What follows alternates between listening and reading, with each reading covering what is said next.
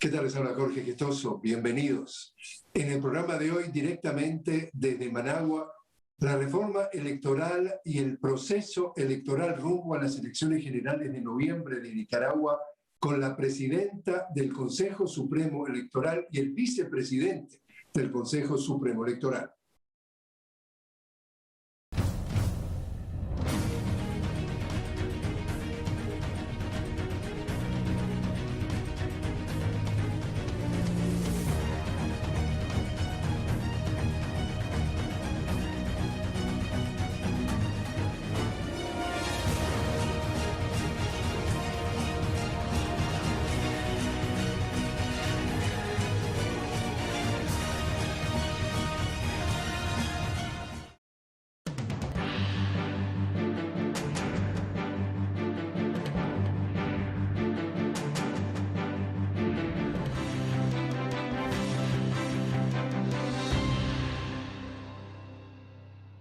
Señora Rocha, señor Amador, una cálida bienvenida al programa. Gracias por la invitación a este programa. Es un gusto poder compartir con el mundo sobre este proceso en Nicaragua. El examen presidencial y elecciones generales en Nicaragua el 7 de noviembre. Se renueva también la Asamblea Nacional, también diputados para el Parlamento Centroamericano. ¿En qué momento, en qué etapa está este proceso electoral y por qué una reforma electoral? Bueno, desde el mismo momento que fuimos nombrados este cuerpo colegiado, desde la convocatoria a las elecciones, todo este proceso que hemos conllevado ha sido conforme a la ley electoral. Una ley electoral recientemente reformada, donde nos establece los pasos y los requisitos para poder participar en este proceso. Este cuerpo colegiado ha conllevado todo esto de acuerdo a la ley. Asimismo, nosotros hemos estado la comunicación con los partidos políticos que se conformaron en alianza y 6 partidos políticos, 2 alianzas que están y 6 partidos políticos que están participando. Asimismo, en este momento estamos con la conformación de los consejos electorales municipales. El pasado domingo fueron ya juramentados los consejos departamentales y regionales. Y en este momento ya se están conformando las propuestas que están llevando en cada departamento y región lo que es los consejos municipales. Ahí estamos en ese momento.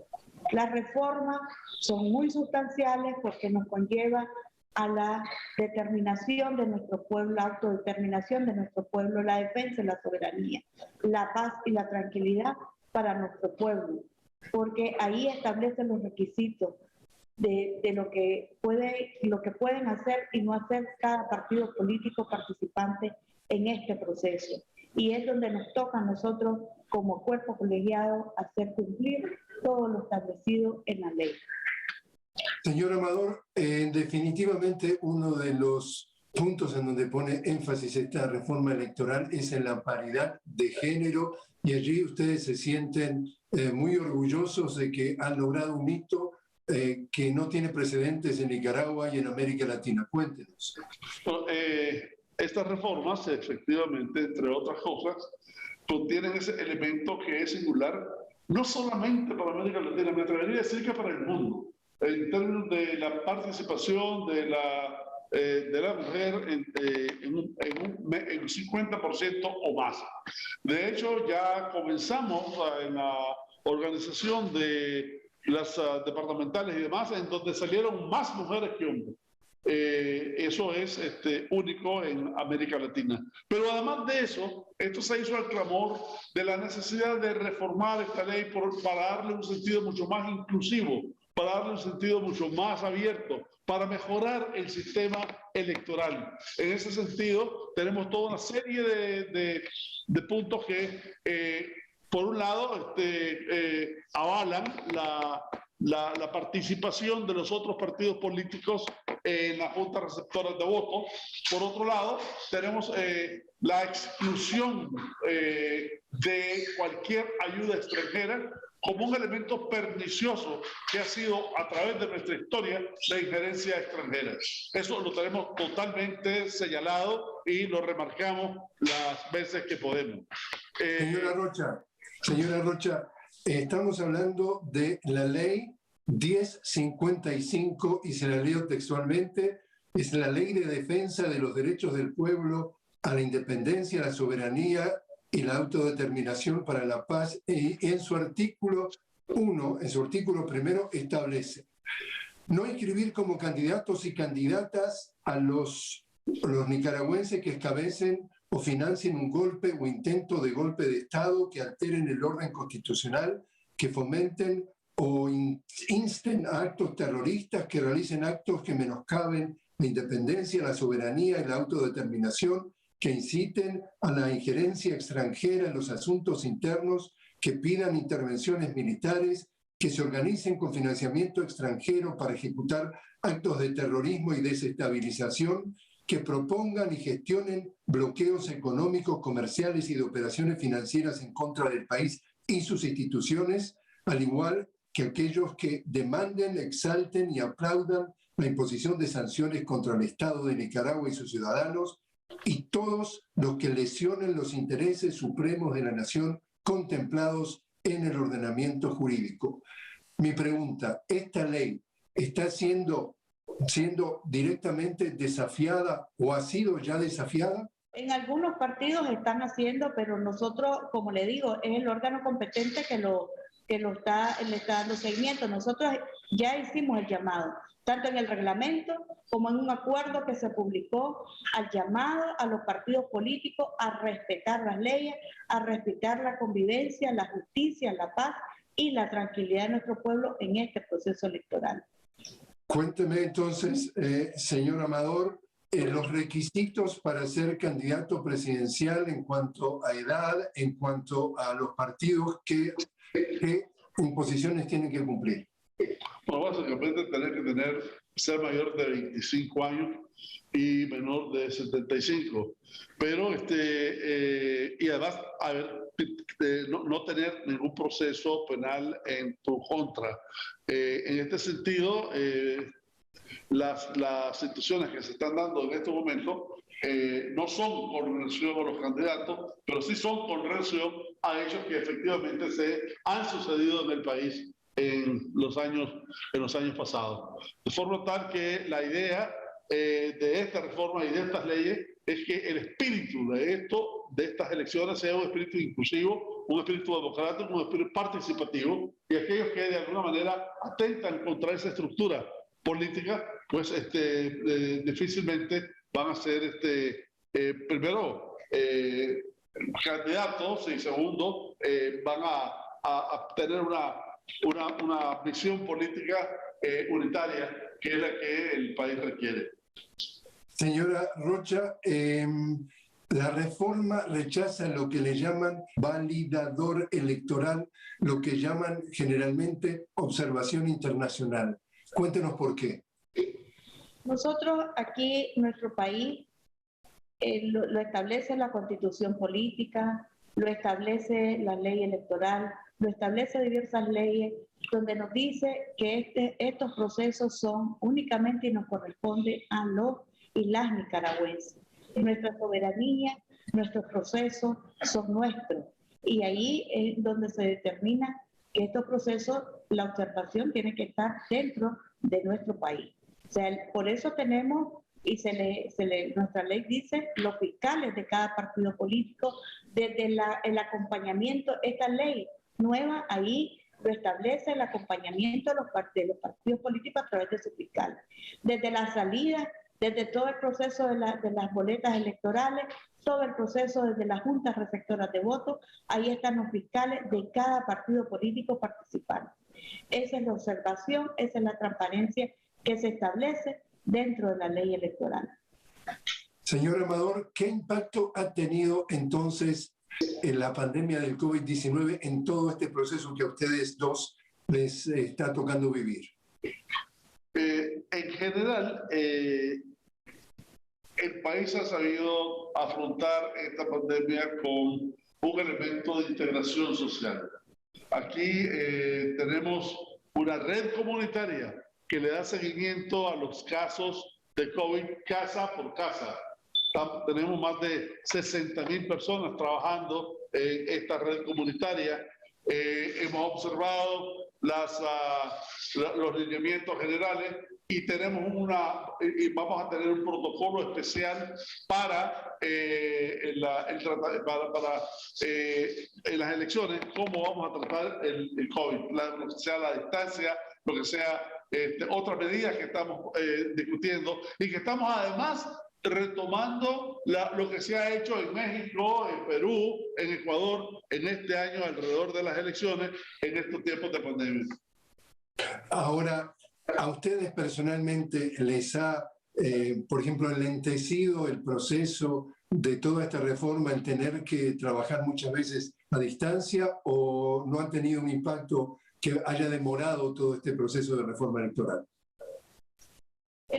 Dentro del proceso, nosotros igual estamos en el reglamento de ética, lo establecemos las coordinaciones que vamos a realizar con el MINSA, ¿verdad? Que es el órgano competente, ellos van a ir dictando de acuerdo a las medidas.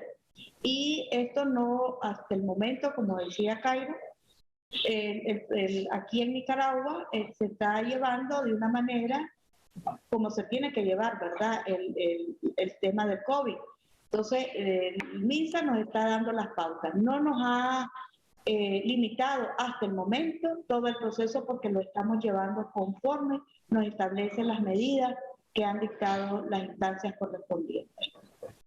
Señora Rocha, señor Amador, los invito a los dos a hacer una pequeña pausa. Estamos hablando precisamente con la señora Rocha y el señor Amador directamente desde Nicaragua sobre el proceso electoral y la reforma electoral rumbo a las elecciones generales de noviembre. Ya regresamos.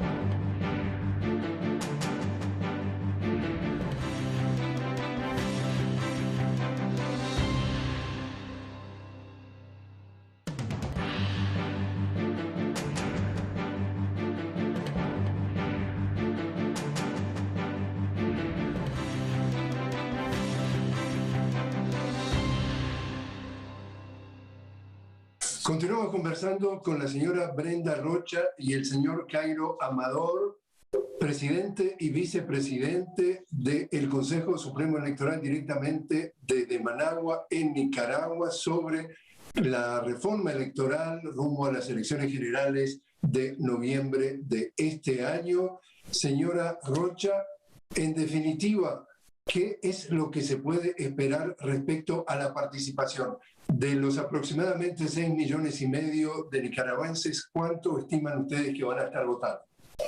Bueno, nuestro llamado siempre ha sido a todo el pueblo de Nicaragua, a todos los ciudadanos y ciudadanas, poder conllevar este proceso de la manera tranquila, en paz, en armonía.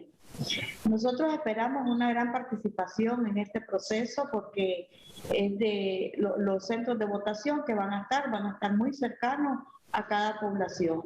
Entonces nosotros esperamos conllevar la mayor participación en este proceso electoral. Estamos hablando de voto obligatorio, voto no obligatorio. ¿Qué cifras manejan de personas habilitadas para votar? Estamos hablando de voto no obligatorio y es bueno señalar que los principales partidos de oposición están igualmente alentando proactivamente a sus bases a votar. O sea, no solamente es el partido de la Alianza del Frente Sandinista, sino también es la alianza de los partidos opositores más los otros partidos. En otras palabras, la ocasión de votar está siendo respaldada por todos los involucrados en esta línea electoral. ¿Cuántos mira, yo creo que va a superar con creces la participación política que hubo en las elecciones pasadas. Yo lo estimo aproximadamente como en un 65-70%. quizás más, pero por lo menos para ser conservador estoy en esa cifra. Señora Rocha, estamos hablando de que la elección, es decir, en términos de campaña electoral, empieza el 21 de agosto y termina el 4 de noviembre. ¿Ya hay inscripciones de candidatos? Todavía no, porque ahorita estamos en el proceso, en este momento, de la conformación de los consejos electorales municipales. Entonces, la inscripción para los candidatos todavía no está. Es un proceso que por eso lo estamos llevando conforme el calendario y todavía no tenemos la inscripción de los candidatos. ¿Qué desafíos entonces, señor Amador, están enfrentando ustedes como nuevos miembros precisamente de este Consejo Supremo Electoral? Ambos es la primera vez que participan. Hasta ahora, por lo menos, ¿qué desafíos, si no han sufrido desafíos, anticipan que se pueden enfrentar? Bueno, varios, entre otros, el hecho de que en el periodo del 17 de julio al 1 de agosto tenemos que hacer las demarcaciones y la ubicación de los centros de votación. Por un lado, eso es una situación que está bastante avanzada, porque básicamente recogemos la experiencia de los procesos anteriores, etcétera, pero tenemos ciertos problemas en la costa Caribe, porque los huracanes, los dos huracanes que se presentaron el año pasado, destruyeron varios centros de votaciones, los cuales el gobierno los está rehabilitando en estos momentos. Esperamos, confiamos en que efectivamente para efectos de este mes estén ya rehabilitados y podamos superar este escollo. Si no, tenemos que buscar otros centros de votaciones en esta zona del Caribe. Señora Rocha, en materia de logística, estamos hablando de territorio que por allí puede ser de alguna forma montañosa, ustedes tienen lagos. ¿El hecho de la transmisión de datos puede representar algún desafío? No necesariamente, porque ya hemos tenido la experiencia en todos estos años de elecciones y nuestra misma ley establece la actualización de las tecnologías. Ahora la presentación la comunicación es más fluida. Tenemos ahorita en los 132 municipios, por ejemplo, el tema de cedulación es permanente ahí y no hemos tenido problemas de comunicación. Igualmente esperamos que en este desafío en el tema de comunicación no se presente ningún problema, porque la comunicación hasta el último departamento, hasta el último municipio, hay fluidez de comunicación, gracias a Dios, y el trabajo que se ha hecho en el tema de desarrollo a nuestro país. Ustedes vieron que el domingo pasado hubo elecciones, segunda vuelta de la elección en el Perú, y justamente nosotros cubriéndola estuvimos conversando con los peruanos que han inventado un verbo, el verbo terruquear, que significa enlodar, desacreditar, lo que tiene que ver con el candidato opositor o el proceso a efectos de quitarle entonces la validez, la representatividad. ¿A ustedes les ha tocado, ya sea a nivel del Consejo Supremo Electoral o a nivel personal, alguna andanada de críticas a este proceso o a ustedes personalmente para tratar de deslegitimarlo? Yo creo que es interesante señalar acá que en efecto ha habido toda una serie de críticas, tanto de los medios opositores como de partidos políticos. Sin embargo, debemos de decir que toda esta perorata alrededor de la descalificación ha sido adjetivizada, no ha sido sustentada por ningún argumento serio. Las reformas, por ejemplo, fueron en su momento objeto de críticas constantes, pero nunca se hizo y se hizo en lo particular sobre algún punto específico, ¿verdad? Fue en general, todo fue a medida, una medida que se inserta dentro de una un sentido de manipuleo. Sin embargo, todas estas reformas le dan mucho más inclusión, le dan mucho más participación y le dan mucho más control sobre las elecciones a los partidos políticos opositores. De manera que ha sido de alguna manera, el verbo se me olvidó cuál fue el que dijiste, pero el verbo terruquear. El verbo terruquear, han terruqueado, sin embargo ha sido, creo yo, en vano, porque ha sido altamente adjetivizado. No ha sido sustantivo. Y señora Rocha, de estos aspectos de la reforma, a usted personalmente, ¿cuál fue el que más le impactó y se siente más orgullosa que le han incorporado a esta nueva etapa de la vida electoral de Nicaragua? Por supuesto, en el tema de género. Como decía Cairo, estamos dando una lección hacia el mundo en historia. Pues nuestra Nicaragua hoy contempla una ley electoral donde establece que el 50% tiene que ser de mujeres y el 50% de hombres. Y esto significa que dentro del mismo cuerpo colegiado estamos 6 mujeres, acá representando a las mujeres de Nicaragua. Igualmente, en los consejos departamentales y regionales recientemente conformados, el domingo 6 de junio, ahí están 9 mujeres presidentas y 6 hombres presidentes. Igualmente, en los 51 miembros de esos consejos departamentales y regionales están 26 mujeres y 25 hombres. Esto es un orgullo para nuestra Nicaragua y un orgullo para mí en lo personal como mujer, que se establece y en todo lo que tiene que ver con cada proceso electoral, de cada paso que vamos dando, tiene que tener ese 50% de mujeres y hombres. ¿Piensa que en las fórmulas presidenciales que se vayan presentando también va a estar de alguna forma ese espíritu de la participación de ambos sexos, la participación similar en cuanto a género? En todo tiene que estar, en todos los procesos, la ley lo establece que tiene que ser.